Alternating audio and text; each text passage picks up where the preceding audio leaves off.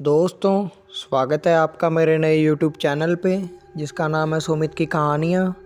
तो मैं आप सबसे माफ़ी मांगता हूँ कि कल आपके लिए मैं स्टोरी नहीं लेके आ पाया। दोस्तों, मुझे एक ज़रूरी काम आ गया था, उस वजह से मैं आज ही 2 स्टोरी अपलोड कर दूँगा। तो आज जो मैं स्टोरी आपके लिए लेके आया हूँ न्यू, उसका नाम है दोस्तों इसका नाम है भूतिया हॉस्पिटल। ये कहानी आपको मैं हिंदी में सुनाऊँगा। ये हमें दी है नीरज चतुर्वेदी जी ने। भूतों की कहानियाँ कल्पना के आधार पर लिखी जाती हैं, लेकिन कल्पना भी कुछ वास्तविकता से अभिप्रेरित होती है। भूतिया अस्पताल एक ऐसी माँ की कहानी है जिसके दुखों के सैलाब ने कई माताओं की गोद को खतरे में डाल दिया। एक बहुत ही पिछड़ा गांव था। वहाँ लड़कियों की आबादी साल दर साल कम होती जा रही थी। गांव के ज़्यादातर लोग लड़का पैदा होने को गौरव मानते थे, और वहीं दूसरी तरफ यदि किसी घर में कन्या पैदा हो जाए तो उसे हीन भावना से देखने लगते थे। उसी गांव में 4 भाइयों का एक परिवार रहता था। सभी भाइयों की शादी हो चुकी थी, लेकिन 3 भाई जो सबसे बड़े थे, उनकी औलादों में केवल लड़कियां ही थी। पूरा खानदान लड़के की आस लगाए बैठा था। तभी उन्हें एक दिन सबसे छोटी बहू, जिसका नाम सीमा था, उसके गर्भवती होने की खबर मिलती है। पूरे परिवार में खुशियों की उमंग छा जाती है। सभी लड़का पैदा होने का इंतजार में छोटी बहू का खूब ख्याल रखते हैं। सीमा का पति अनिल, जो कि कपड़े की दुकान चलाता था, वह भी अपने बच्चे का बेसब्री से इंतजार करता है। परिवार के सभी लोग जानना चाहते थे कि सीमा के गर्भ में लड़का है या लड़की। वह तय करते हैं कि सीमा को गर्भ के लिंग के परीक्षण के लिए अस्पताल ले जाना चाहिए, लेकिन सीमा बच्चे की जांच करने के लिए अस्पताल नहीं जाना चाहती। दरअसल सीमा पहली बार मां बन रही थी, और उसके लिए लड़का या लड़की दोनों ही अनमोल थे। उसे लग रहा था कि यदि उसके गर्भ में लड़की हुई तो परिवार के सभी लोग उससे नफरत करने लगेंगे, और वह किसी को नाराज़ नहीं करना चाहती। लेकिन अनिल सीमा को अस्पताल ले जाने के लिए मना लेता है। वह उसे विश्वास दिलाता है कि मुझे कोई फ़र्क नहीं पड़ता कि तुम लड़के को जन्म दो या लड़की को, बस मुझे पिता बनना है। सीमा अनिल के साथ अस्पताल पहुंच जाती है। अस्पताल में अनिल का एक दोस्त कंपाउंडर था, और इस वजह से लिंग परीक्षण का काम जल्दी हो जाता है। परीक्षण की रिपोर्ट में सीमा के गर्भ में लड़की होने की पुष्टि होती है। परिवार को जैसे ही पता चलता है कि सीमा लड़की को जन्म देने वाली है, परिवार में मातम छा जाता है। पूरा परिवार मिलकर अनिल को समझाता है कि यह लड़की हमें नहीं चाहिए। वैसे भी परिवार में इतनी सारी लड़कियां हैं, और अब एक और लड़की से परेशानियां बढ़ती जाएंगी। अनिल अपने भाइयों की बात में आ जाता है और सीमा को गर्भपात करने के लिए मनाने की कोशिश करता है, लेकिन सीमा अनिल को गुस्से में चिड़चिड़ाते हुए कहती है, तुम पागल हो, मैं किसी भी कीमत पे अपनी बच्ची को नहीं मारने वाली। सीमा और अनिल के बीच इस बात को लेकर कई दिनों तक झगड़ा चलता है। एक दिन सीमा अचानक अपने कमरे में बेहोश हो जाती है।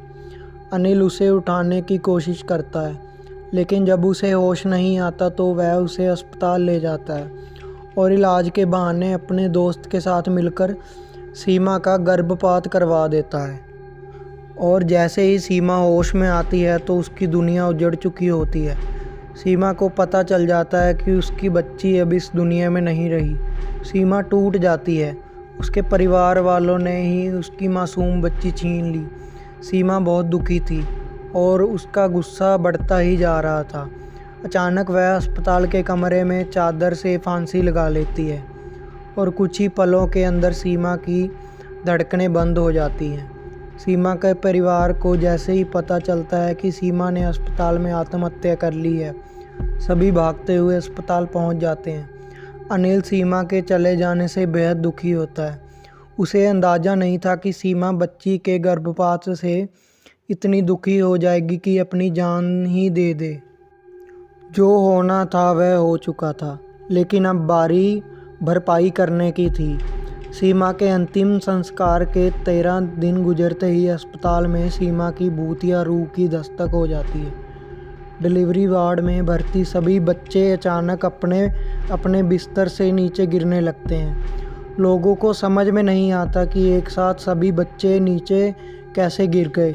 हालांकि बच्चों को ज़्यादा चोट नहीं आती, लेकिन यह घटना मरीजों के अंदर भूतिया डर बैठाने के लिए काफ़ी थी।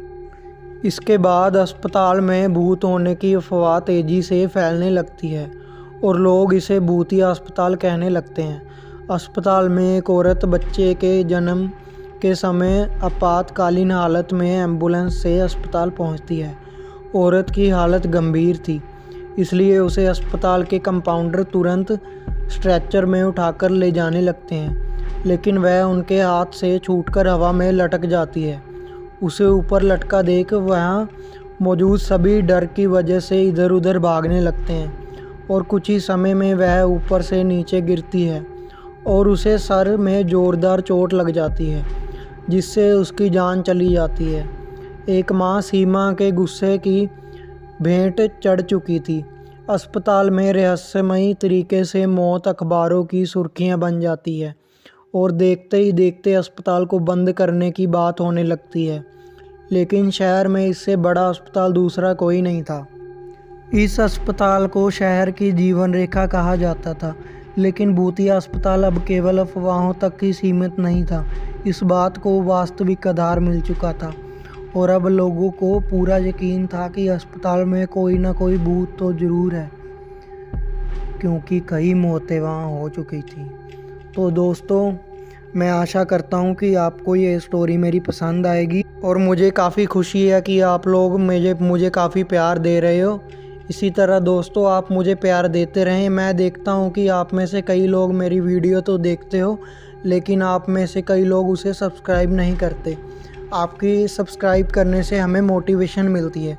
तो आप लोग हमें ऐसे ही सपोर्ट करते रहें, हमारी वीडियो को लाइक करें, सब्सक्राइब करें और बेल आइकन दबा लें, जिससे आपको मेरी वीडियो सबसे पहले मिले।